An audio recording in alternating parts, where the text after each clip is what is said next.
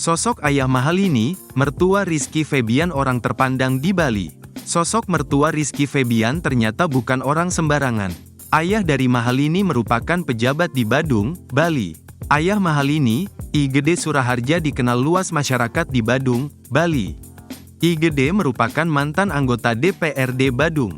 Ayah Mahalini pernah menjadi anggota DPRD Badung Dapil Kuta Utara periode tahun 2014 sampai tahun 2019.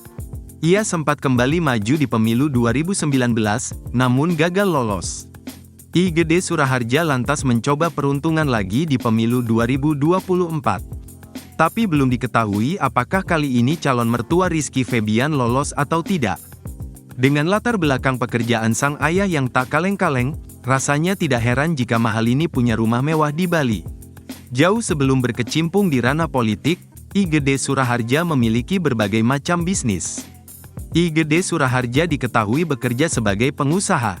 Ia memiliki bisnis di berbagai bidang, mulai dari transportasi hingga penginapan. Melansir dari tribunbali.com, kursi DPRD Kabupaten Badung di daerah pemilihan, Dapil Kuta Utara akan mengalami penambahan, dari sebelumnya 6 kursi pada periode tahun 2014 sampai tahun 2019 menjadi 7 kursi pada periode tahun 2024 sampai tahun 2029. Penambahan kursi ini akan diisi oleh I Gede Suraharja, yang merupakan ayah dari penyanyi Mahalini Raharja. Suraharja, yang maju melalui Partai Golkar, berhasil meraih 4.391 suara dari Dapil Kuta Utara dalam Pileg 2024.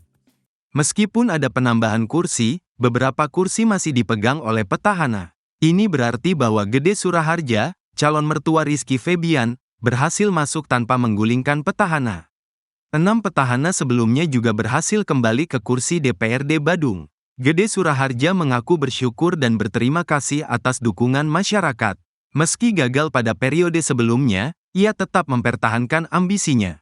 Ia juga menjaga popularitasnya sendiri, yang juga didorong oleh popularitas putrinya, Mahalini Raharja.